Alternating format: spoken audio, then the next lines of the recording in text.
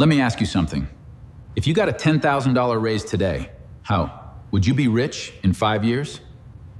Probably not. Because more salary usually just means more spending, more taxes, and more lifestyle creep. Most people think the path to wealth is a higher paying job. But here's the truth no one tells you.